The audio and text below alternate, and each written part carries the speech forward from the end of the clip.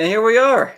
We are live after that epic trailer in the beginning to battle two behemoth books in the fantasy genre, being The Way of Kings, of course, and The Eye of the World today. And I'm joined by legends here in the booktube community, being Jimmy, Mike, and Jonathan. Thank you guys so much for joining me tonight.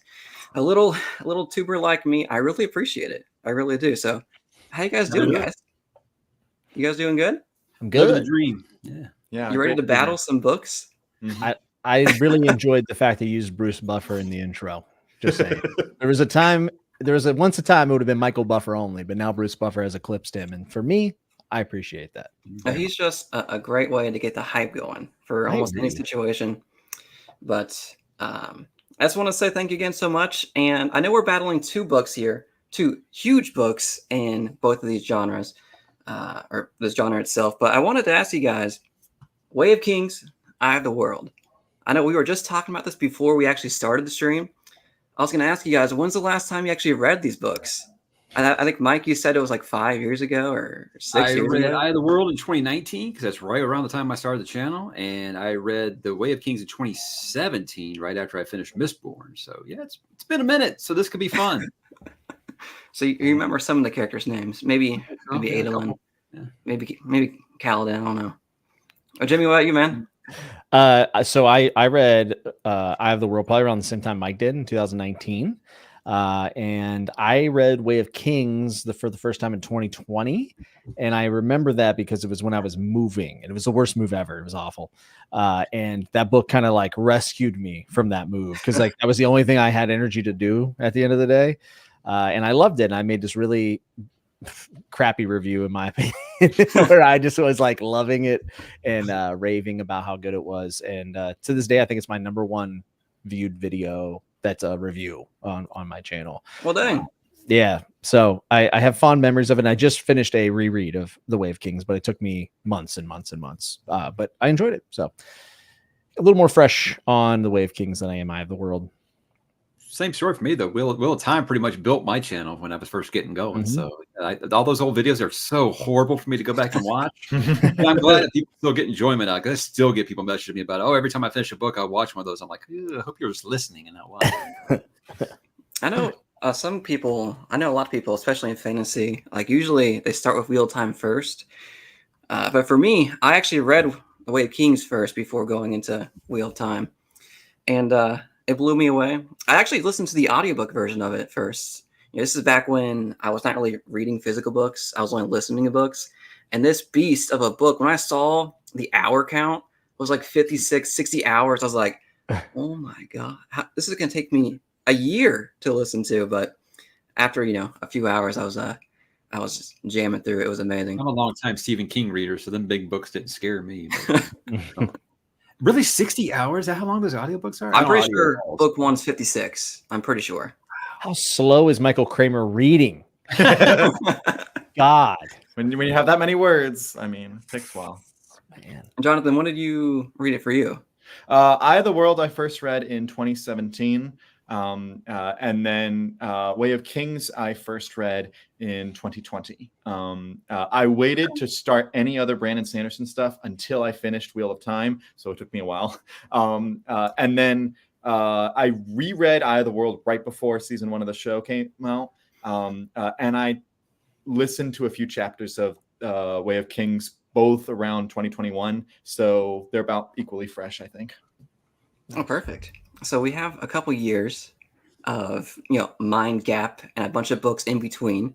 So this should be a really fun conversation that we're going to talk about today in terms of getting not too technical, but a little bit technical in terms of how we're going to battle these two books out. And I wanted to actually talk about that real quick. So everyone knows what we're about to do here. We're going to take these two books.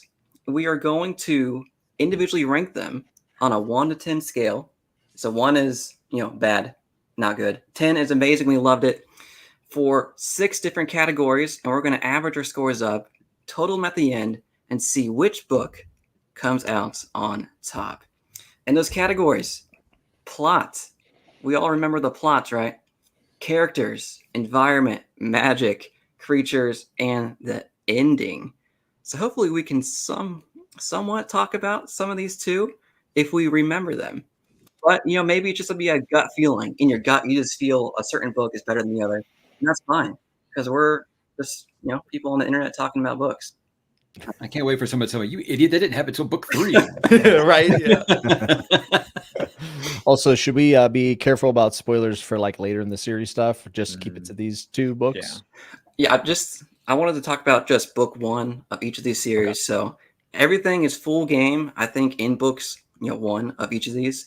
So everyone watching, spoiler warning. Hopefully that comes with the video. You kind of see that we're battling 2 books about these 2. So we're going to talk a little bit about spoilers, especially with one of the categories being the ending. So yeah, fair enough. Be warned. Be warned. So no talk about the Red Wedding, you're saying? We're not going to talk about that. That circus. No, I'm excited. I still don't remember. I still don't understand the ending of Eye of the World, so I can't wait to explain it to me. So yeah, that's not going to have a high rating for me. I'm gonna be honest. So I guess to get things started, the plots. This one I feel like is a little bit tricky because you have to kind of remember what actually happened in the book. For me, it's been about a year for both of these at least. So I'm trying to remember what exactly happened. But if I had to just super easy summarize Way of Kings, I think there was basically 3 stories, right? In terms of 3 main characters, Kaladin, Dalinar, Shallan, where Kaladin, he's kind of our main guy where we follow him. He's going to the bridge cruise. He's not having a good time. And then somebody named Syl comes to join him. And then from there, he has this epic battle of, leading the bridge crew, and he goes down that path, right? And Dalinar, he's battling Parshindi, right? No spoilers, okay? Parshindi, and he's battling those. He's talking to somebody. He's having visions, right? He's having visions. He doesn't understand what's going on here, and he's trying to battle this wave of Parshindi to avenge his brother. I'm pretty sure. And then Shallan, she's in the book too, and she's trying to become an apprentice, right, of Yasna Khalin. And she has a whole bunch of family issues. Yep. And she's trying to take care of her family. Yeah. Deep-rooted issues. Mm-hmm. So, did I miss anything crucial out of the plot there for Way of Kings? No, you pretty much got it. I mean, you're at the Shattered Plains, and Shattered Plains, yeah. Factions and the major opening of the series with the death of the king. That I think that scene with Zeth. What's his full name? Zeth's son. I just call him Truthless. Truthless. Yeah. I just call him Truthless. No, I love that scene. That really got me pretty much hooked right away. Yeah, I was thinking both these books have really crazy prologues. Yes. Will Time a little bit more because I'm like, what? And I finished it, but I just thought that the opening sequence, like I didn't understand the magic, nothing that was going on, but I was like, this is awesome when it came to Way of Kings. So yeah, that prologue was awesome. Wheel of Time has an amazing prologue, and Way of Kings does the meme. What about second prologue? Yeah, that's true.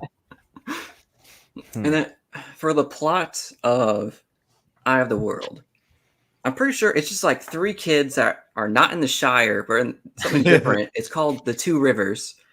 And they go on this journey with an Eyes to Die, which is kind of like a wizard person or a witch person who has powers. And she's taking these guys because Trollocs are on the loose trying to find one of these particular kids.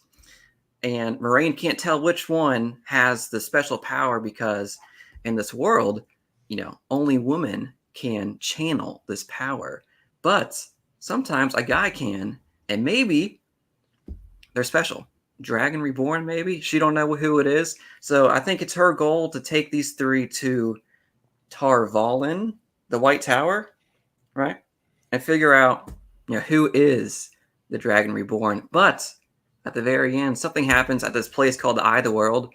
And like Mike, what you were saying, I'd love for you to tell me what happened. Something happened there where I guess the Eye of the World was like cracking and it's allowing these dark ones to come out because the dark guy, he's bad and he's finally breaking through after all these years. He's like on puppet strings or something and he's cutting the strings. I Yeah, that whole scene is very murky to me, like trying to remember it.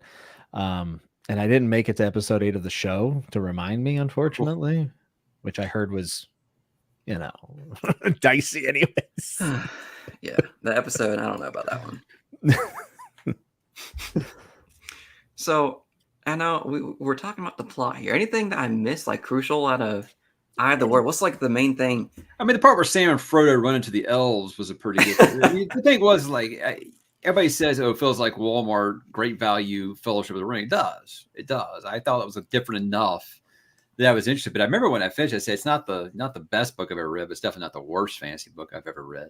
Mm-hmm. But yeah, it is very much a paint by numbers, greatest hits, hat tip to Tolkien. I felt like it because I think back at that time period, if you weren't writing like Tolkien, you weren't getting published in fantasy, and that's why book 2 was such a great departure from what he did. But yeah, it's a very familiar plot that I don't think anyone's going to feel like, oh, I haven't seen this movie before until the end, which was like, what? Yeah, I think a lot of books since then have taken their moments from Wheel of Time more than Lord of the Rings, even starting out kind of in the similar way, like the Two Rivers, and going out from there, an untrustworthy person, because like we kind of always trust Gandalf, right, in Lord of the Rings, whereas there's a lot more trepidation when it comes to Moraine. And I think I've seen that so many times that it's actually kind of easy to remember Out of the World for me, as far as like the beats, because I've seen it so many times. Like it's like, oh yeah, they go to some place that's kind of creepy, which is what is it, Shadow Morgoth? Is that what it's called? Am I forgetting the name? Sounds pretty good. Yeah, it's something like that. That's dope. That's a great scene. I actually like that scene in the show too. But yeah, I think it's kind of easier to remember some of those beats just because it's so tried and true.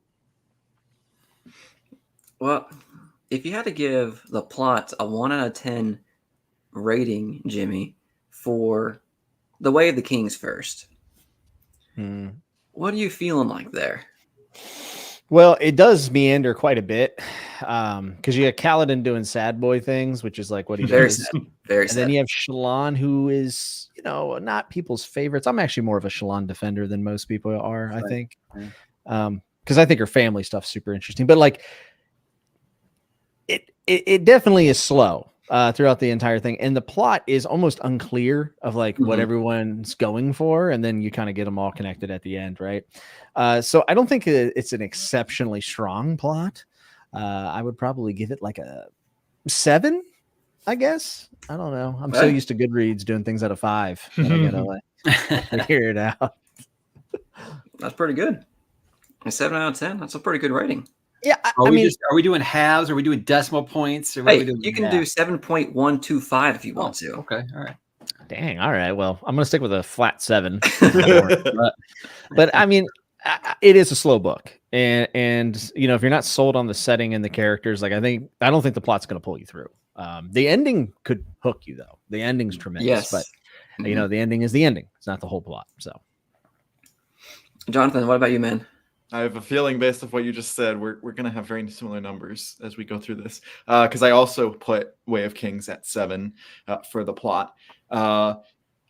Because of the complexity of it, of not just the flashbacks, but the multiple perspectives that you're jumping around, plus you have the interludes, the way that works, some people like that kind of complexity, and I do usually in later books and series, but in a first book, I want it to be kind of more simple, something to hook me into the characters in the world. And so I felt exhausted reading The Way of Kings the first time because I was really having to think about keeping everything straight.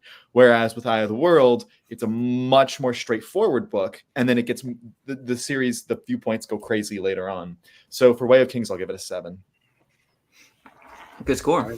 I'm going to be Captain Optimism here. I'll go about a 7.5. And I think the reason why is because the first half of this book is probably about a 4.5 for me. It's like I'm interested, but you're taking too long to get there. Yes. You're taking way too long. Look, I've suffered with depression. I can relate to what Kaladin's going through, but I mean, come on, let's speed it up a little bit. It's kind of how I felt. Whereas the second half, I felt like, or probably the last third, I really did like because I am a Dalinar guy, and I think Dalinar has like a really like a part where he gives his sword up for the bridge. I was like, okay, I'm ride or die with this guy like the rest of the series. And when I have people always drop my comments like, look, I know you said you like this series. Like, I'm really struggling with it. Does it get better? And I say, what I'll say about Way of Kings is Sanderson does reward his readers to stick with him, because the Sanderlanche, is it overdone? Sure. Is it real? Absolutely. It's a real thing. And the ending, is very, very good. And yes, that's why I say about 7.5. It would be higher if that first half would just, we cut out like about 100 pages, I think, of Kaladin just kind of moping. But I like his backstory and all that stuff. It's really good stuff. And I'm a Jimmy. I kind of signed poster of Shallan, but I don't know. I understand why people don't like her, but I didn't understand why the people didn't like her in this book. I understand why they don't like her in book 3 or 4. Yes, but this one, I'm like, I think she's fine. So no, I didn't like her in book 4, but like people always say she's not funny, and I'm like, I don't think she's meant to be funny. I think it's the whole idea that she's in over her head. And is her little companion in this one, or is that not until book 2? What's his name? I forget his name. What's his name? Well, he's kind of in. Oh wait, you're not talking about Capsule, right? The incel that tries to bring her jam. No, no, I remember that scene though. I was like, oh, what a nice guy. The Sprin's name. Yeah, what was his name? The Sprin Pattern. We don't Pattern. see Yeah, Pattern. I think Pattern's in book 2. Okay, maybe sure. that's but he's there. You just don't know he's there. Oh. Now the worst part about the Way of Kings plot, and this is objective, is the strap. The entire strap sucks. Elokar, where he's like, I actually cut my own strap. I don't even remember this. Stupid. Oh my god! When I was rereading, it was a whole goose chase. Like, well, what about the strap? I'd be like, oh god, I don't want to read this, dude. I hate the strap. I hate it. It's not really objective, by the way. I'm just kidding. But I do not like the strap plot line. It is not entertaining, and I didn't like the conclusion of it, to be honest. So that's my least favorite part of the plot. Maybe I just voided that from my memory. Oh, it's awful. So, Jimmy, do you want to keep your score 7 there? Yeah, you mentioned the strap. Maybe it sparks something in your brain. Yeah, I think 7's like, 7's like a 3.5. I feel like out of 5, which is kind of like what I'd probably rate it. So like, I feel like 7's fair. I mean, it's definitely not the most aimless / boring book I've ever read. But I love The Blade itself, which many people say doesn't even have a plot.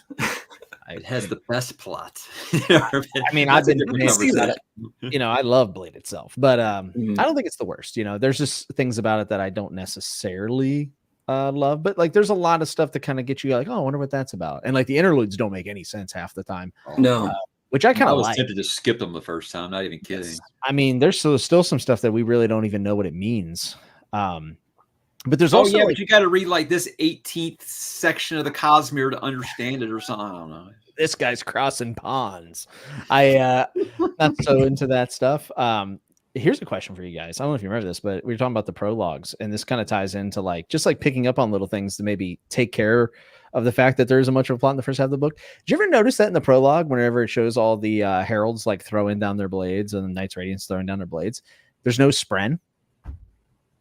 There's Spren everywhere, but in that scene, there are no Spren. Very strange. And I'm like, is this a mistake, or is this going to be like, why weren't there Spren?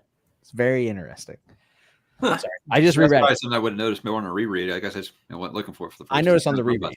Yeah, I never noticed on the first read, but the reread, I was like, wait, where are all the Spren at? Like, there's a ton of emotions happening. Like, people are throwing down their oaths and stuff. It's like, this is a big deal. So it's like little things like that, I think, that help kind of carry into the second half of the book, since the first half is a little rough. Well, the one that thinks Spren are stupid. Yeah, some of them. Yeah. And that's why when they say, "Oh, this has got to be adapted to live action," I was like, "You'll never be able to pull off Spren." You'll have people laughing their asses off. That's a good point. One of these books was adapted, and one was not. So, give it some time. I mean, I'm sure there'll be an attempt to do it. Like an anime version. I mean, Spren are so central to the plot that I don't think you can leave them out. I always imagine Spren just looking like Puck from Berserk, the little elf that follow around Guts. Like, I just imagine that's Syl. That's exactly what I think of it as, and it's kind of the same. Dude, Puck got so bad, I just started like not even reading that dialogue. Poor Puck. I thought Puck was a girl for like 20 issues. I still get comments on my videos calling me out for that. Yeah, they didn't love that. Yeah, I always pictured Syl as Cortana, like in Halo. Like Syl, I like Syl, I like Patton, obviously, but like the glory sprint, things like that, that's just no one would take that seriously. I'm sorry, they can't. I heard someone one time ask why they would ever do trading, like merchant trading, in a place that was well lit, because you would see like lying sprint or deception sprint all around them. Like you would have to do your deals like underground in the dark, right? Like, because you don't want to give away your hand. Like no one's making a profit on Roshar, apparently. You want to barter, you got to put this blindfold on first. Yeah. You just got to feel the goods on the table. I think for me, the plot, I'm going to put one above, I think, Mike, 7.6. All right. Price is right. Okay. If we got more Adel in this book, I'd have gave it probably almost. Oh, yes. I love Adel, but he has a very small role in book one. Mm-hmm. And Seth, he's just a very interesting character. We only get little tiny glimpses of him, but he's just this whole truthless background. I freaking love that. But like you were saying, the first half is pretty dang slow. Kaladin's not a happy boy, and I like the reasons why. I mean, it's a journey for him for sure, and it's very interesting, but it did drag a little bit, especially when you're listening to it at the gym, because I usually listen to my books at the gym, and like you're listening to Kaladin mope around when you're trying to push weight. It's just not the best combo sometimes, but the Bridge 4 sequences, that's what you need to listen to. Yeah, Bridge 4, yes. How about Eye of the World? 1 out of 10. Oh, I thought you were giving it a 1 out of 10. Oh, oh no. Man, that's a tough one. That's a tough one because it's really a Trolloc bar crawl. You know, I mean, it's a yes. Trollocs, but I kind of like it. Yes. I kind of. I mean, Darg's worth a half a point alone. You know. So. Yeah, like. So I'll go first. I gave Eye of the World an 8 out of 10 for plot because I mentioned earlier I like when you like make things more simple and easier to understand. I like when tropes or commonalities in fantasy, I like seeing them used in different ways, but like seeing them there, and it's a very tropey book. And I like the kind of Fellowship of the Ring way that it's working. Oh goodness, John. What? No, John. John thinks everything's orcs.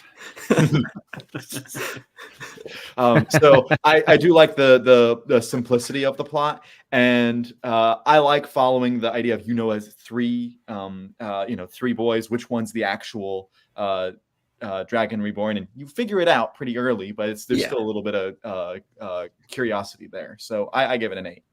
To me, I was like, chapter 1. Here's Rand. Well, I know who the dragon is. That's just me.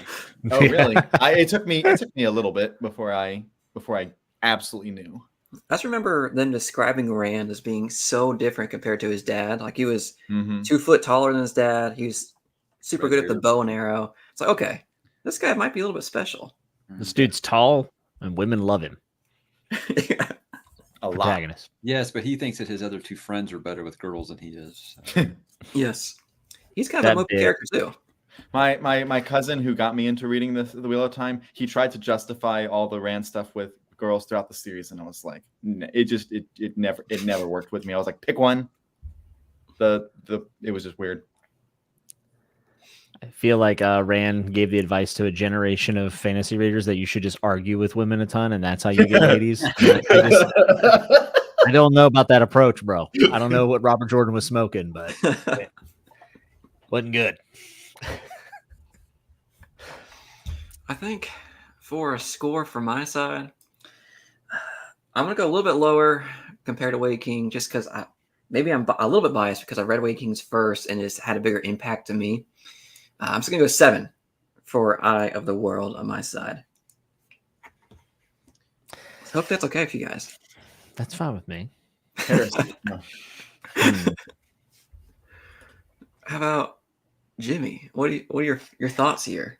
I'm going to say a 7.25 is what I'm going to go with. I do think it's a little bit repetitive, but I was interested. And we'll talk about like environments and stuff, but like I like the change of scenery. Shadow Morgoth, hopefully I'm remembering the name right. Like I like that piece of it, and the dagger throws in like an interesting, kind of stick in the wheel in the spoke, whatever. but thinking about that ending, I don't know how great that was. So I do think it has a more concrete plot than The Way of Kings mostly. Mm-hmm.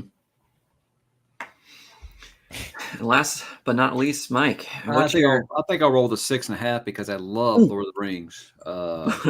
Really, it was one of the things like it wasn't nothing special. It didn't feel like it was, and I know it's more on plot than the characters because like some of the characters I grow to love over the course of the series, they are kind of quiet in this one. They weren't really doing a lot. Like I became a real big Perrin fan. He didn't really do a ton except try to ride that little tiny horse one time. And I liked his stuff with God, what's his name? The wolf guy. Elias. Yeah. Mm-hmm. Yeah. I like that stuff, but really the stuff that I was more interested in was kind of what felt like it was kind of almost happening in the background, like the Tinkers and things like that. Whereas like the main story was kind of like, it's kind of just like okay to me, but it was not anything where I felt like I was struggling with it. I was having a good time while I was with it, but yeah, just because it goes up from there for sure. I'll say about 6.5. That's a good score. And I wanted to show everyone here watching, we are keeping track of this in a very fancy spreadsheet. So there's no cheating here in terms of scores.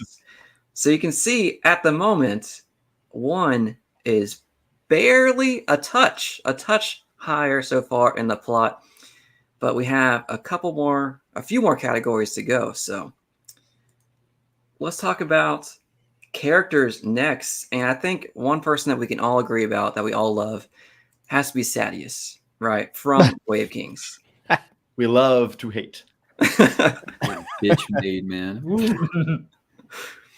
He's just a character. I don't know how Sanderson just made you want to despise his character. His mannerisms, the way he talked, and the narrator in the book just painted him in a despicable light.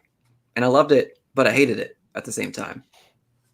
Yeah, he's fun to hate, that's for sure. God, what a dastardly dude. Moash isn't in this book, is he? He is, but he's like very early on, and he's kind of like, what's the point? And Kaladin's like, there's always a point. And then Moash is like, okay. And so Sadeas is just like the one you love to hate in this book. Yeah. Mm-hmm. I like Teft. You guys remember Teft? Teft's great. Mm-hmm. He was like a complete 180 after seeing Kaladin, what he could do. And I think his arc in the first book really solidified it for me. It's like, okay, I like this character, and people are recognizing that Kaladin has something going on for him. He can not only magnetize, arrows coming its direction, but there's something else beyond that as well. Oh, didn't he have also a background in like Radiance? Like his family has some sort of background. Yeah, they were from like a fundamentalist group or something like that. Like kind of sound like they were on like a commune or something. I don't really understand, but they were keeping the stories alive of the Radiance, and people thought they were kind of quacky. But I think in terms of characters on the Way King side, Dalinar is top notch for me. I love this character. I love his father-son relationship with Adolin, and him just trying to be like a stand-up guy and just show he's an honorable man, even though he has this past, a very dark past, which is hinted at very early on. But I just love that character. Even more than Kaladin, I think, and Shallan. I mean, I'm a little bit fan of Shallan, but she did turn around for me a lot more in book 2 because she was a little bit not annoying, but her chapters weren't that engaging to me compared to Dalinar. But I liked her stuff with Yasna. I thought that was pretty interesting. I like Yasna. Yasna's the best. Dalinar, I mean, top 10 fantasy character from Dalinar. I love him. I think he carries a series. I like his kind of flirtations, I guess, with Navani. They didn't really get too much in this book, I don't think, but they kind of hint towards some past there. And so I was on board with that character, like from go. Wanted him as someone who had young kids at the time, it was just seeing him like just feel like this worthless father, to Adolin and stuff. I resonate with that character a lot, and I love him, and he's great from go. He really is. Dalinar has the best moment in the book whenever he goes in and kicks Elhokar in the chest and is like, I'm sleeping with your mom. Part of the book. He literally, he's like slapping him around. And then like before he walks in, he's like, and by the way, your mom's awesome. So ridiculous. Banged your can't mom believe- last night. Yeah, like I can't believe Sanderson wrote that. I love that moment. Well, you said that he was going to have the best moment. I think, well, let's go into the ending, but I think his best moment is in the ending with what he does there. And I think one of the reasons that both of these book series work so well is because the characters do work pretty well in these opening books. Like with Kaladin, we were talking about how mopey he is, but at the same time, he's gone through so much that you want to see him succeed. And so I think that's part of the draw of the book is you're really just continuing the read, hoping that life will turn around for him. And sometimes it's because of him and sometimes it's not. So I really like the way they handled him, even though he's not my favorite character. How about some love for Rock? I'm not the only one who loves Yes, Rock. Rock. Yes, Rock is Rock.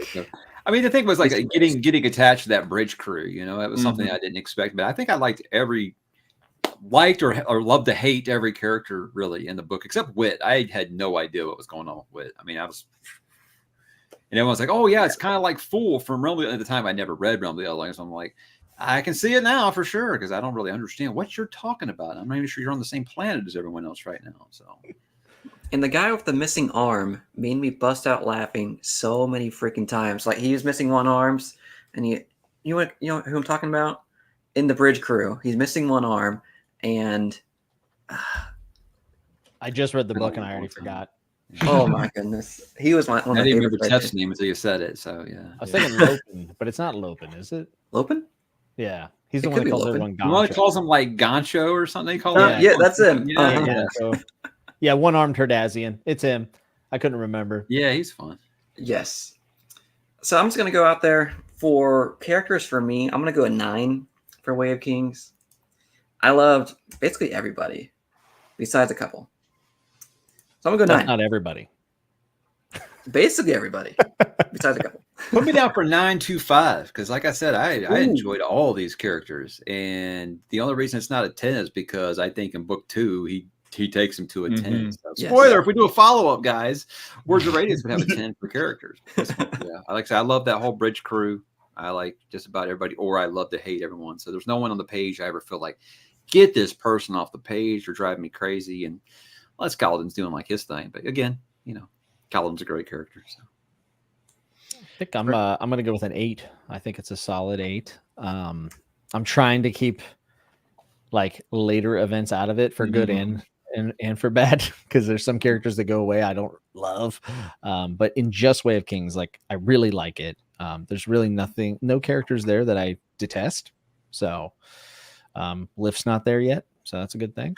I'm so glad you said that. So, that's when the fandom turned on me, was when I just completely just bitched about Lift for like 20 minutes per video. Well, they can get over it because she's awesome. Yeah, awesome. It makes me want to close the book for the night. Yeah. Doesn't Lift have her own side book as well? Yeah, Edge Edge Dancer. Dancer. Oh wow. Which coincidentally does have some like cool other stuff in it that doesn't center around her. Yeah, the villain's really good. Yeah. Yeah. So there is some good stuff in Edge Dancer, but yeah, for Way of Kings, like I think 8 for me. Maybe I could do an 8.5. I'll do an 8.5. I'll do an 8.5 because I really like Dalinar and Navani like a ton. Yeah. And honestly, I also like enjoy hearing about Gavilar, even though he's not right. He's not a character, but like even the idea of like the shadow of Gavilar, like hanging over Elhokar and Dalinar, and if Dalinar hadn't been drunk, could he have helped? All these things. So it's kind of like in the Game of Thrones books and TV show. There's so many characters that are never on screen, but they're referenced and talked about so much that you almost feel like you know them as well. That's how I feel with Gavilar. Arthur Dayne. Well, I wasn't gonna go with that. I was gonna say like Lyanna Stark, but yeah, true, fair. Rhaegar, Rhaegar, exactly. So for characters, I'll go with a 9. The only thing holding it back for me is that if you were to like put up the names of all the bridge crew and their like backstories, I'd have a hard time with a few of them because it's just some of them kind of ran together, and I just after reading it didn't remember. But the main cast and even like the main side cast with some of the others like Yasna and Navani and stuff, they were all great in this book. That's a solid score there. A good number, almost a perfect 10 for the average, but not there. For Eye of the World, I know like a big common trope that we have in the fantasy genre is the reluctant hero. But man, Rand just took it to an extreme for me in terms of no, I am not the Dragon Reborn. No, I am not the hero. It just kept going on and on. Like, just accept it already, man. So that kind of dragged it down a little bit for me. Matt, I didn't really connect with him that much.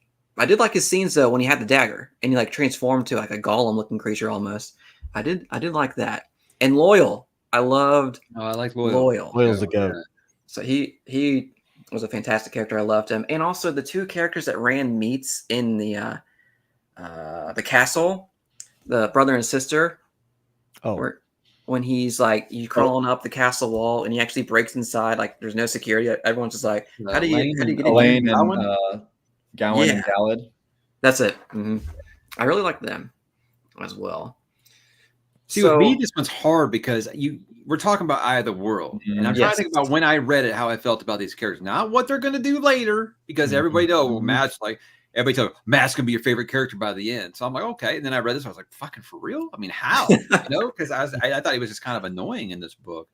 But I think about where they come later. I try not to put that into this.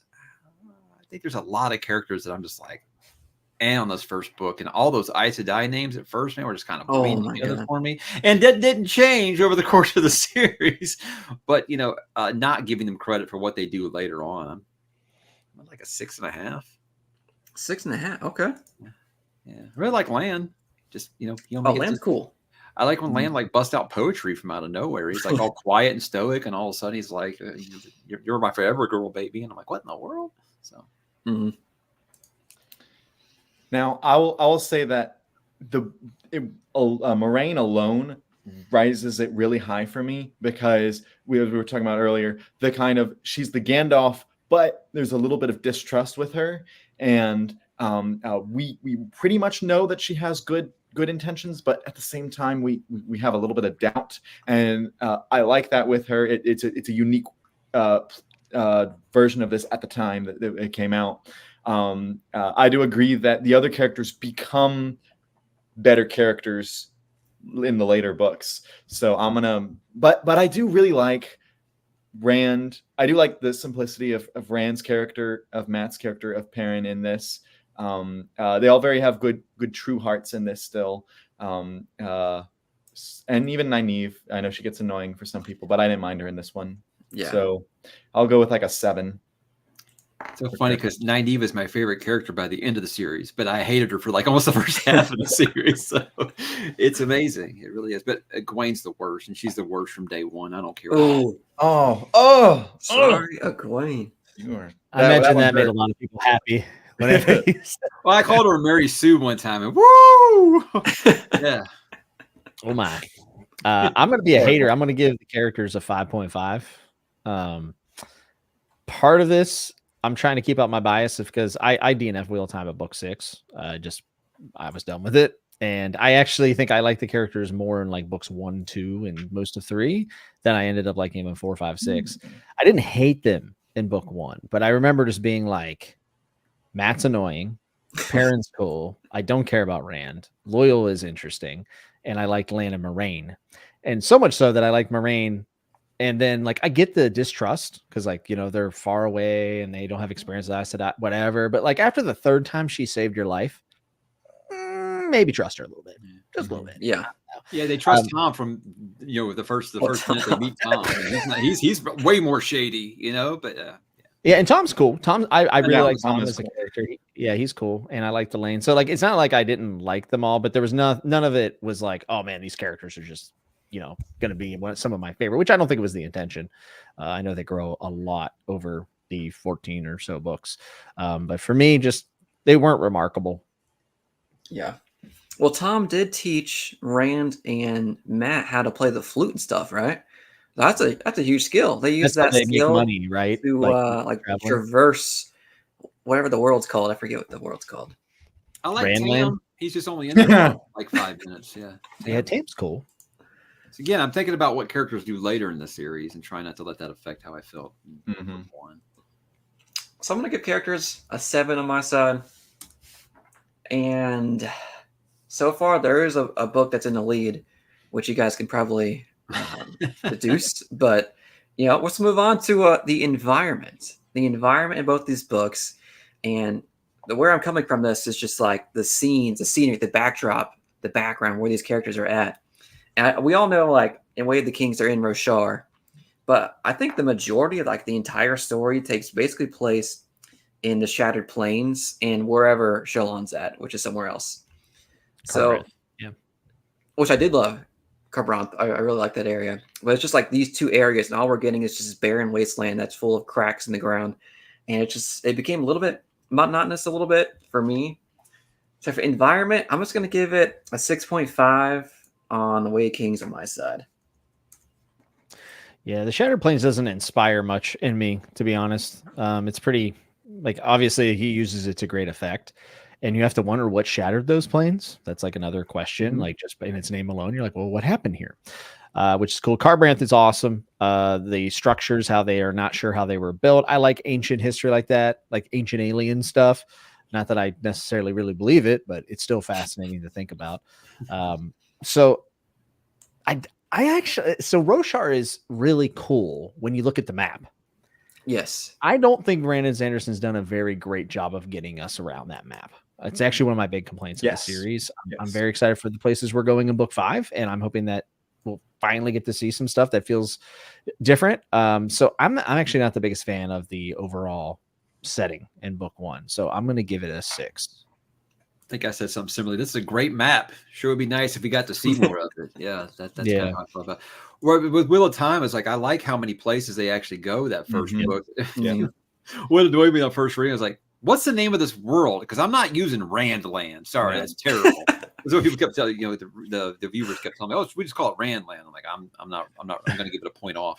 When I searched for information on it, on the creatures, it said the creatures of Randland. And I was like, No. seriously, that's the entry in like the data place? All those names, and he couldn't just name the world. That's I mean, you go to quite a few locations, I feel like, in that first book. Yeah. I think that has more travel than, or at least in terms of distance, than any of the other books, because they go from like one side of the map to the other. It's pretty much all the book is traveling, which is why I like it. I like traveling. So I just mixed them. We were talking about Way of Kings. I just mixed them up, didn't I? I'd go probably 5.5 for Stormlight. I like the world he's creating, like the idea of like chasm beasts and stuff like that, and searching for precious gems and stuff. That's fun. But again, it's not really anything where I'm like, oh man, what an amazing, amazing world. I'm seeing all these different places. It's like you never left Tatooine, basically. Yeah. Yeah. The Shattered Plains in and of itself is interesting, with having to use the bridges the way that they do, and the fact that they having to bring in the food from outside, and that's kind of interesting, but it's not like an environment I particularly want to read about. I prefer the more natural environments in fantasy books, so that's probably why I'll give the edge to Wheel of Time on this side of the world. So I'll give Way of Kings 6 on the environment. There we go. One thing I did not mention was the high storms. I did really enjoy the high storms. That whole element of this just revolving storm that just travels the entire globe. I did like that. But I'm going to keep my score the same. I just didn't. I did not like whenever the high storms would come in and they'd have to do the whole stuff with Dalinar with the visions. I really like Dalinar when he's having to deal with the king and with Adolin and with the other characters in Sadeas. And I know that the visions tie in, but I always felt like oh, come on, get to the other Dalinar. I felt that way. I mean, I felt like they pay off later, but yeah, they do. For book 1, I was kind of like, can we get back to the real story? Yeah. Yes. Eye of the World. I know we were just talking about this in terms of environments. We go from the Shire, we go all the way to what was that like haunted city? Shadow Morgott. I loved that city, that whole section there. And the first city that they get to, the big city, Camelin. I loved all those scenes, because like you felt like the city was just bustling with energy and people in there. Yep. And when Loyal goes into like the small room, people are like, "What the heck is that? Is that a Trolloc?" But he can't even fit inside like the little library area. I really liked the scenery, or the backdrop to Eye of the World. So for me, I'm gonna give it an 8.5. Eye of the World. I'm also going to give it an 8. I think that it's the difference of you have the really populated city of Camlin versus the deserted type city. You have the much more natural environments that work better for me. And then I think it's more varied because I think we have some mountainous type stuff and we have some more like traditional plains area as well. So I'll give it an 8. Yeah, and even though the ending is a bit of a dud in my opinion and kind of like weird and messy, the actual setting is pretty cool. I remember being the blighted area. Yeah, and I remember just being like, "This is The pretty blight. cool." Mm-hmm. Yeah, so I'm actually going to give it a 9.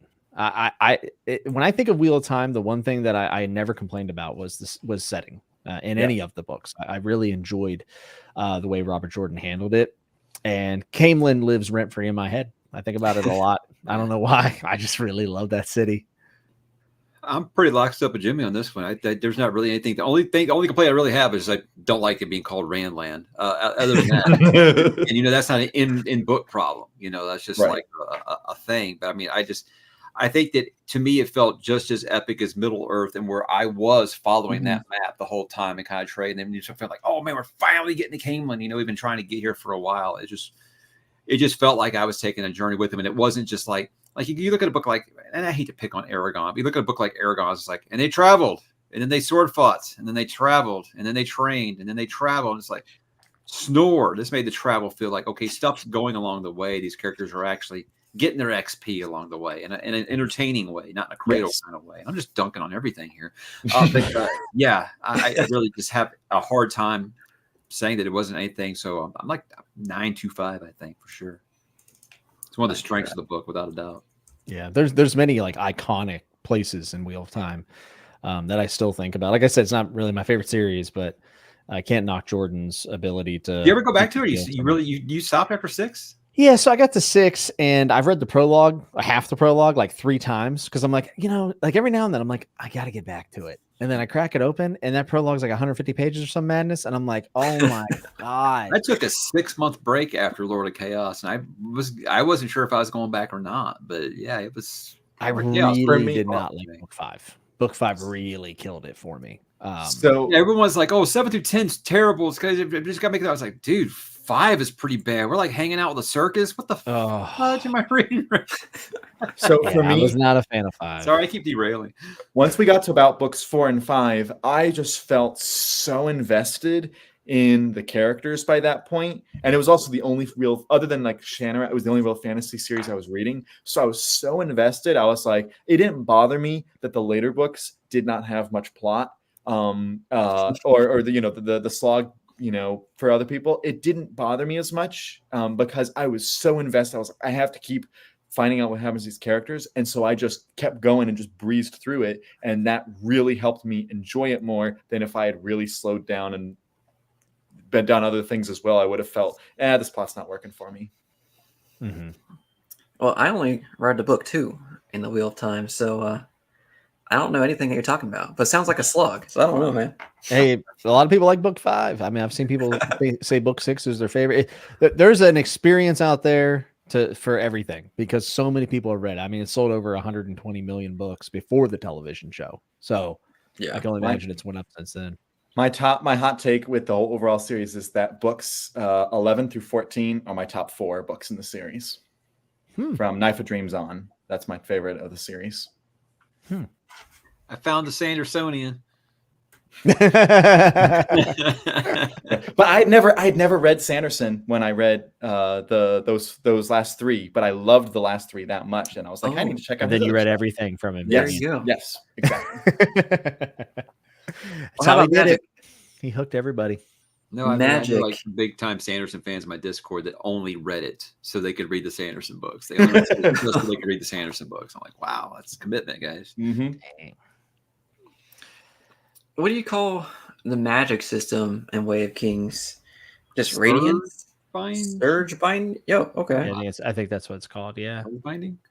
Like, would you consider the shard blades and the shard plates part of the whole magic system? If so, my grade will go severely up because I love the idea of being able to summon the blade and like 10 heartbeats. We're going to include that then. So cool. Okay. Yeah, he'd definitely be included. And also remember, there's old magic, which is Sanderson's soft magic in the world that's not explained, which is actually kind of cool, I think.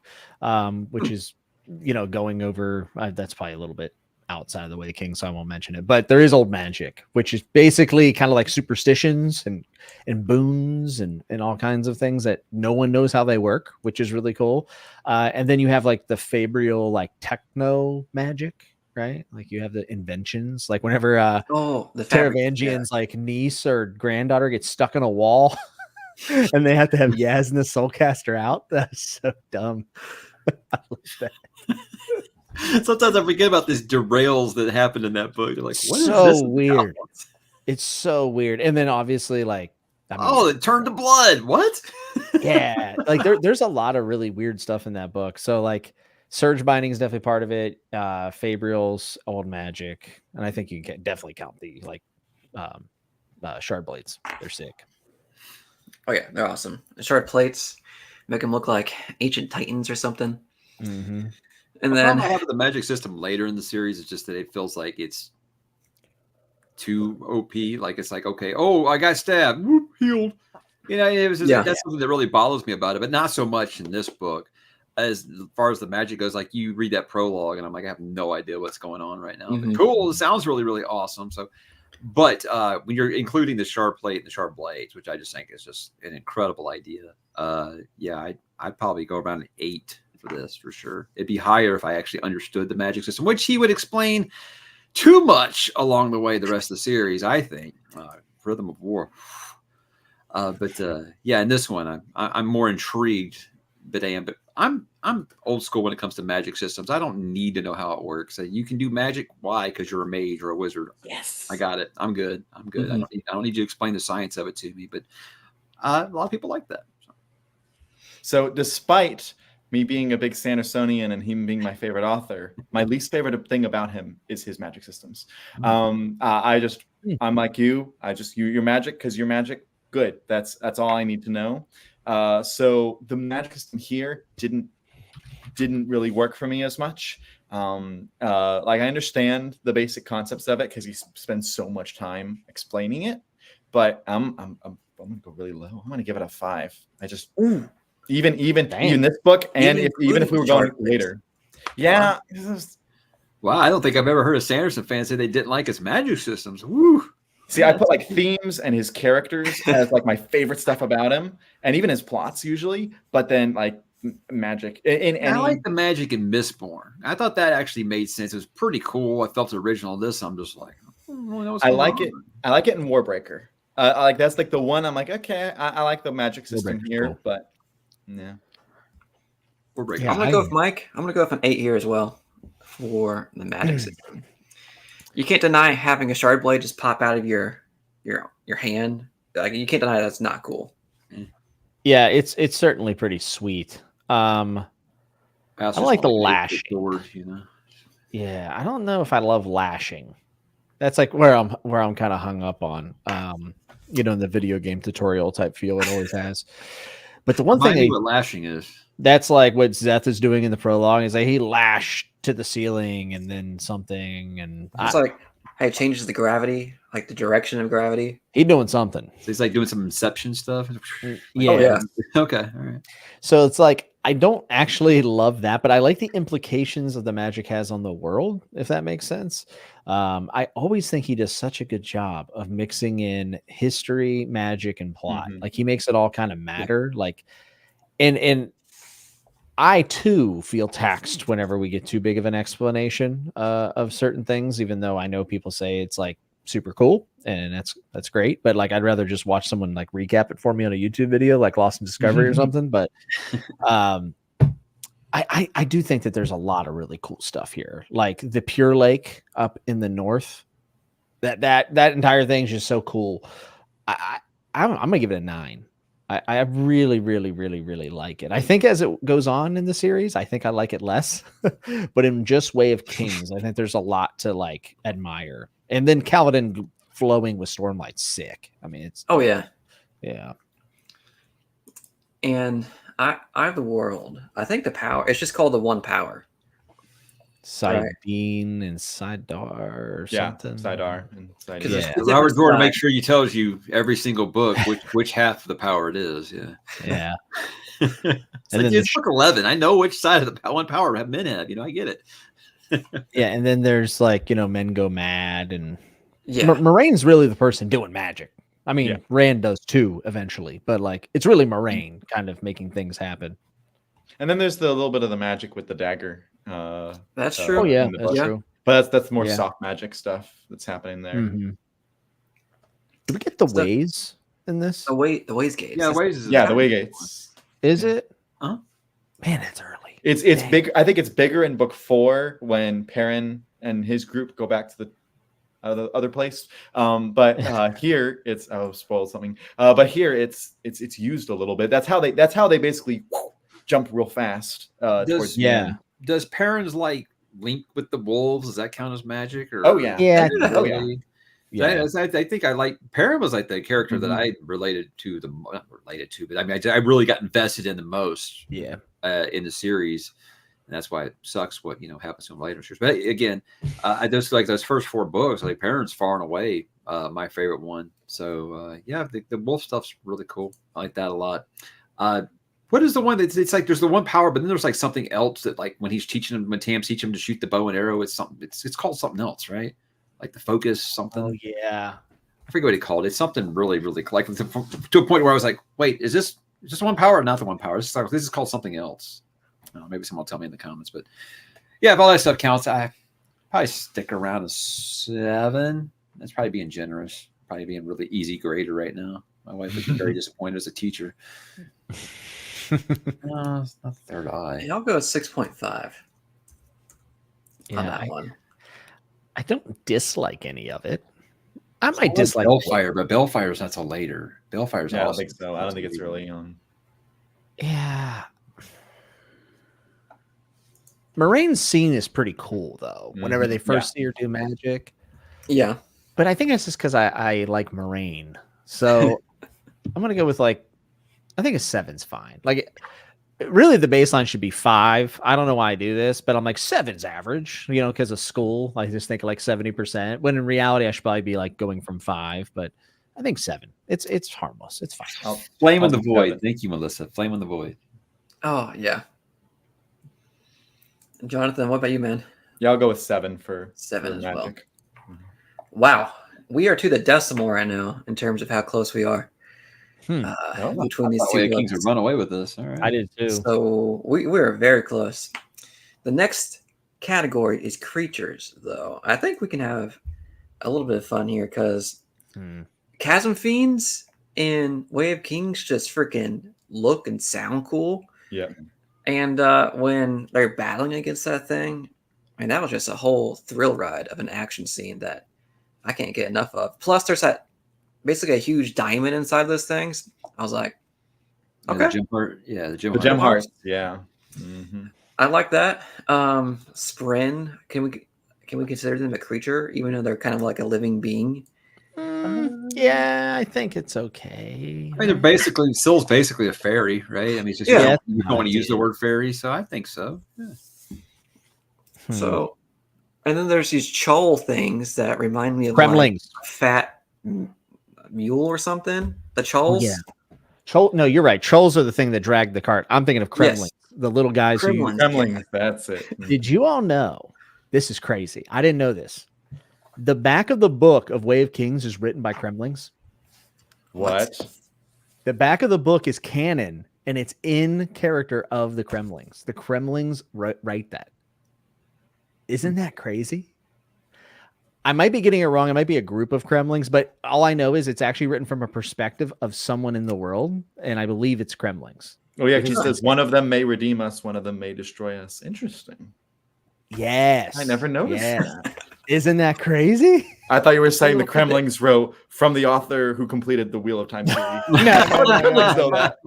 No, just a little synopsis. I think that's such a cool thing for Sanderson to do, and all of his chapter title headings mean something too, which is kind of neat. Doesn't really Is the matter. Stormfather in this book, or is that later? Yes. Yep. He's So in would it. we count the Stormfather as a creature? He's a Spren, right? Yeah.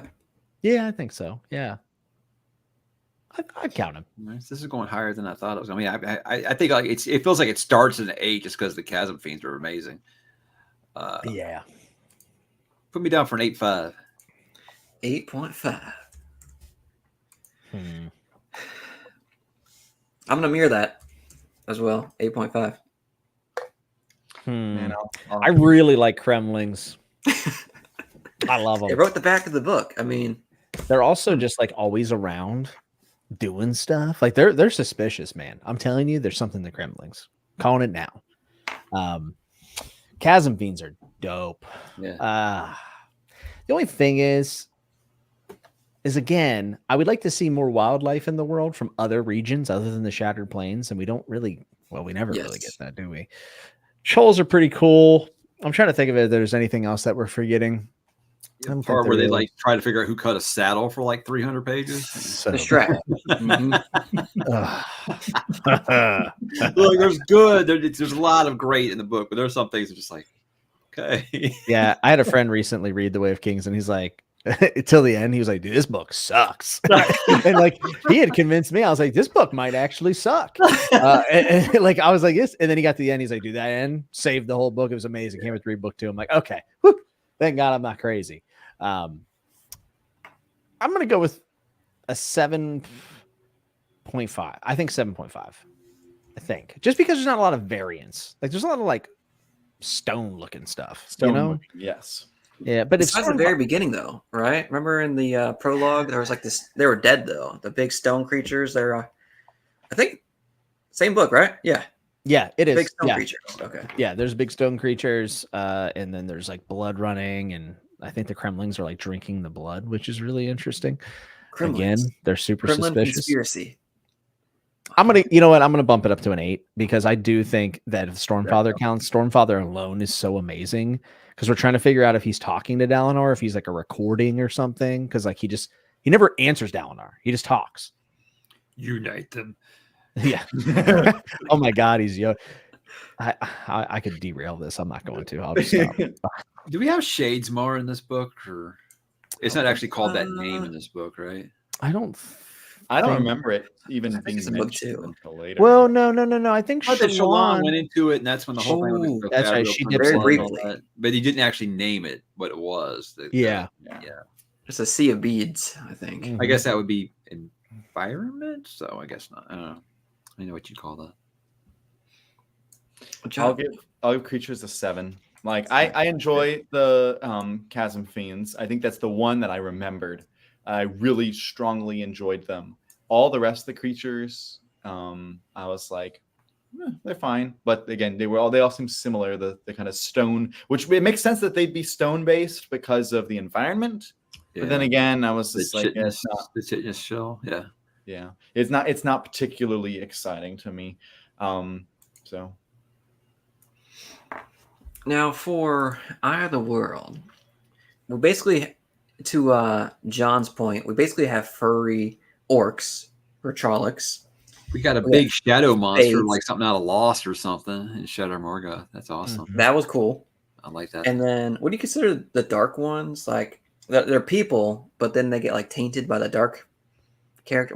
Maybe it's kind of like a creature because they're like half dark. in. Yeah. Well, the Fades would count, right? Oh, but, Fades. Yeah. Sure, yeah. But like the Dark Friends or whatever, I think are more just individuals who chose. Yeah, Dark Friends I would have put in. They chose violence. Yeah.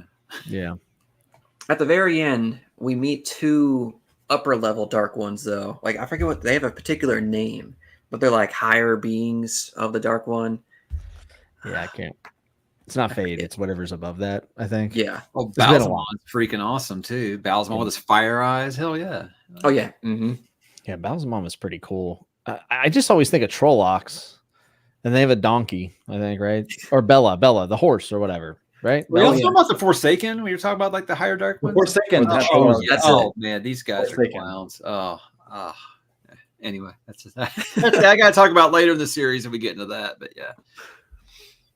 I mean the one Forsaken that we actually see in this book, like it's beat, I guess, by a rookie. And I know the Will Weaves is a Will. Yeah, I get all that stuff every time I try to explain any kind of The Green how Man I just too. don't believe this happened in the book. They're like, wow, well, it's it's all written and it's Taviran. And it's like you guys are like me when I used to say it's the Force. Every time I can't explain something, it's the Force. I mean, John, you being a big Star Wars guy, every time it's like, oh, how do they know to do that? It's the Force. It's just like you get out of jail free card. I felt like that was Taviran. But yeah, Forsaken do count, I guess. But yeah, that anyway.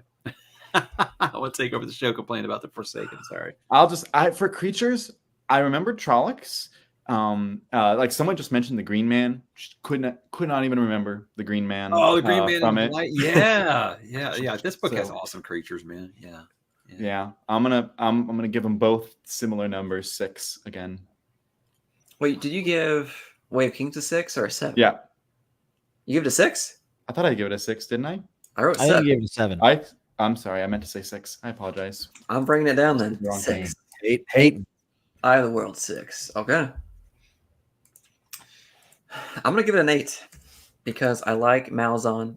Or what? Malzahn. I like Malazan too. That's sick. Fire Eyes are really cool when he's like entering the dreams and like Rand's just like in that dreamlike state. I really like that.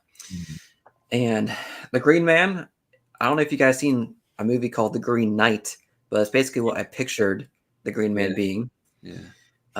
And Trollocs, I mean, to me, the Trollocs were kind of, I don't know, basic. I mean, maybe in the time, Trollocs were kind of cool and fresh when this book was written, but it felt like something that I've already seen before, especially with Lord of the Rings. So yeah, I'm just gonna leave it as an 8 at the moment. I like the name Trollocs.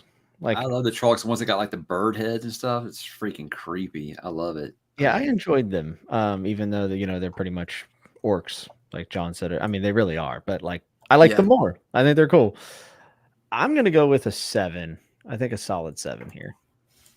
I'm gonna shock the world. I'm gonna go with a 9. I love all these creatures. I think Ogier put it over the top too. I love Ogier. I think that's really awesome. I think I wasn't sure. Mach and Shin. I mean, so many things in this book. Just like a whole like bevy of creatures in this book that I just thought they were all just rad. So yeah, probably a little high. But I mean, I feel like he does really throw most of them at you right away in this first book. As you can see, we're still pretty close. So we have one more category left. There's not going to be an upset here. Nope. It's closer than I expected it, though. For real, it is. The last category here. I know we've been talking about the Sander Avalanche here for a while now, where the ending just freaking takes it up 3 gears and just blows your mind. And I have to kind of agree there because like you get through those last 50, 100 pages like instantly with the huge battle with the Parshendi. And when Kaladin just rides in, it kind of reminded me of Lord of the Rings when Gandalf came down with the crew, the army down the mountain. Helm's Deep. Yeah. It reminded me of that, but with only a tiny bridge crew jumping the chasm and just saving Dalinar. I love that scene.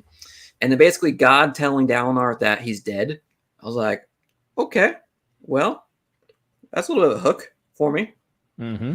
So good ending. I enjoyed it. I'm going to go, for me, I'm going to go an 8.5.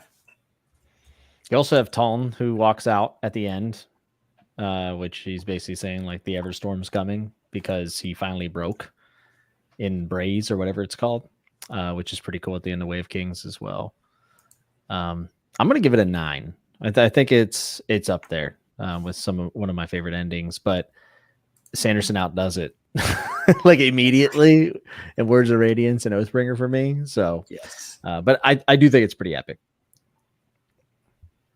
I'd go 9.25 on this. And the thing is, like, there's so many things I've forgotten, honestly, about. I just remembered it like the last 200 pages, just like one sitting, it just melted my face off. I was like, well, where's this been the whole book? Because I was like, this is just like incredible. So, yeah, I don't have any complaints. And again, Dalinar has such really just boss moments here at the end.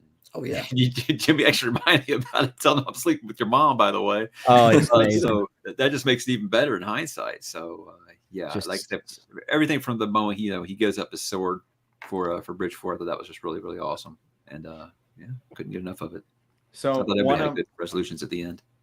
I think probably even though I think that book 2 is my favorite of the Stormlight Archive, my favorite moment in the whole Stormlight Archive is the moment where Dalinar steps in front of Sadeas and defends Bridge 4 and defends specifically Kaladin. And that moment where he kind of does the action that we've been wanting him to do this whole time. I remember, I don't know if y'all have ever watched or read the Horatio Hornblower books or TV shows, but in that series, there was a similar father-like character who spends the entire series just sitting it out. And I just was like, please step in and help our main character out. And so I felt like I finally got it here. And it happened in book 1, which I really liked. So I'm going to give it a really high ending rating because that alone knocked my socks off. So I'm going to give it a 9.5. Ooh. I'm glad I'm not the only one that's like their favorite moment of the book. It's a great moment. Now, we kind of referenced the ending a little bit here and there for the Eye of the World, where it's a little bit, unclear on exactly what happens. Something, somehow Rand captures the power, defeats 2 Forsakens, and then obliterates an army, right? In like a couple pages, it felt like. And then he's like, oh my God, I had the power. But do I? No, I don't. He's still a reluctant hero to me, at least from what I remember. He's like, no, this can't be right. So the ending? I don't know, man. What do you guys think about the ending? 5. Like I said, there's stuff to this day I'm still like, I don't even know exactly what happened there. And I'm still not even exactly sure I understand what the Eye of the World actually is. Yeah. And again, like I said, I don't like explaining away everything with the, he can do it because that's just the way that it was written. Severin, it's just the way it is. He can just beat this little fledgling can beat these 2 apparently like super badasses without like any problems. And I don't know. It's just hard for me to get behind. I don't know. In a book 1, this felt like something like at the end of like a book 3, like he's went through his journey a little bit, I think. Yeah. And it begins the thread of where they just continue to Cobra Commander, the bad guy at the end of every book. And I'm just like, I'll get you next time, Joe. That's what I just felt like. And yeah, no, 5. And that's being generous, I think. Yeah, I was warned that the ending wasn't great whenever I went into it. People were also like, just get through book 1, and then he does his own thing. And so I remember at the time, like, I didn't like the ending. I remember feeling very let down by it, but I wasn't like defeated. I was like, it's okay. I'm going to go into book 2. And I did love book 2. I really loved 2's my favorite. Yeah. I love that book. But I don't think the ending felt like a satisfying end to the journey that we went on and the traveling that I so much enjoyed. And the struggle of everyone, like, the dagger and then them trying to get money. So they're playing their instruments. Like, there's just so much that went on. And to get to the end there, it just felt kind of weird and not a good weird because I like weird. So I'm going to give it a 3.5. Like, I think it's pretty bad compared to the rest of the book that I enjoyed quite a bit. Like, I like Eye of the World. I'm kind of known to be the guy that doesn't like Wheel of Time, but I like Eye of the World. I enjoyed myself with it. But what kept it back from being like, a great book for me was the ending. So you were saying compared to the rest of the book. I'm thinking compared to the other endings in the series. I was just thinking about going through my mind, how does Great Hunt end? How does Dragon Reborn end? How does the Shadow Rising end? And I'm like, man, those are all great endings. I love great all endings, yeah. And I'm even going later in the series, and I'm even to the slog or even past that, and I'm like, those are all great endings. And I'm thinking, I think this has one of the weakest of all the endings. And so that just shows he had apparently growth in that department really fast. But I'll give it. I'll go between y'all. I'll give it a 4. Not a good ending here. And again, you were saying I don't understand the Green Man. Don't understand the Eye of the World. Don't understand any of that. I'm lost on the end of that. We just read it wrong. That's all. I think book 2 through 9, like the endings were all just like amazing. It's one of those things where it's like, I got to take a break after this because this is just a struggle. And then you get that amazing final act. And you're like, well, shit, I'll pick up the next book. And he got really good at that. And then Crossroads of Twilight happened. So, I didn't mind. There's time where I Okay, felt okay. like that was Sanderson too. I hate Path of Daggers way worse than Crossroads of Twilight. The thing was, there was something with Matt and another character in Crossroads of Twilight that alone saved the ending for me, because I had been wanting that thing to happen, and so I was just so happy about it. I didn't care that nothing had happened in the rest of the book. I enjoyed the scene where Rand obliterated the army that was at Faldara, wherever the city was called. I don't know how he was doing it. He didn't know how he was doing it either. But I liked reading it. I didn't understand it like you were saying. Where they removed that part, that whole part from the TV show? Yeah. Well, shit. it happened, but in a different way in the TV show. Imagine that. Rand didn't even do it in the TV Thanks show, for which that, I was like, oh, okay. Well, so I'm gonna give it a 6, a little bit higher than you guys, because I still enjoyed reading the action scenes. It's just, what is the Eye of the World? I still don't know. So now, guess what? We have done all the categories here. We have our final scores, and you guys might already know who won, but I'm gonna bring it up here on the screen here to see which book is the winner today. Drum roll, please. Boom, boom, boom. We have 46.525 versus 41. It was close until the last category. How about that? Way of Kings is the winner, everybody. That's it. Do we clap now? We clap. Way of Kings is a better book, right? I will say this objectively. I mean, objectively. I like Eye of the World, though. Like, I remember reading Eye of the World and having a good time and being really excited about Wheel of Time. And as someone who teetered off in the series, like, I still look back on those first 3 books pretty fondly, especially book 2. Like, I love book 2. It's one of my favorite endings. But I feel like I was hard on Eye of the World, but I did enjoy it. I like it. And I feel like this would have been a very different discussion if it had been, we're talking about overall series, because even though obviously I liked Way of Kings better than Eye of the World, I like the Wheel of Time better than I like Stormlight Archive. That might change when he gets to the later books, depending on how book 5 and of course the second set goes. Maybe I'll feel differently, but as it stands now, I still have more fondness and more appreciation for the Wheel of Time. That latter series goes into like the Lift series. It might be done after book 5. We'll cross that bridge when we get to it. I am very curious to see what happens with Stormlight 5, because I'm rereading Warbreaker right now, and love that one. His tone and like voice is so much different from back then. Mm-hmm. And I feel like, especially with the secret projects, I feel like he's found this voice that he enjoys writing in, and that's a good thing. Like any kind of art that you perform in, you eventually find your own like mode. You know what I mean? Like whenever I wrestled, whenever you first get into wrestling, like you're just doing your best impersonations of other people. Like that's all you're really doing. And then eventually, and then you can't even pinpoint the moment, but you just like, you figure it out. So I feel like Sanderson's had that moment. Unfortunately, I don't love the voice he's writing in nowadays. It feels to me almost like Douglas Adams light in some ways. And, it doesn't work for me. So I'm very curious if Stormlight 5 is going to kind of follow the tone and voice of the other books, or if it's going to feel more like the Secret Projects or like Era 2. Because if that's the case, then I don't know. I might be done at 6 at Stormlight as well. Who knows? No, I don't think so, but I'm very curious. Stormlight 5 has like a lot riding on it for me as someone who loved the first 3 books of Stormlight Archive. Yeah. I'm the same. More Sprin courtroom scenes, right? It was a good time. I'm out. Yeah. I'm out. That's a no from me, dog. Well, I guess we have a winner here. We have a conclusion. Way of Kings, everybody. And guys, I just want to say thank you again for joining me tonight. I had a good time. Now that we know Way of Kings is better in almost every category of Eye of the World, I mean, everyone can now talk about right? that. Yeah.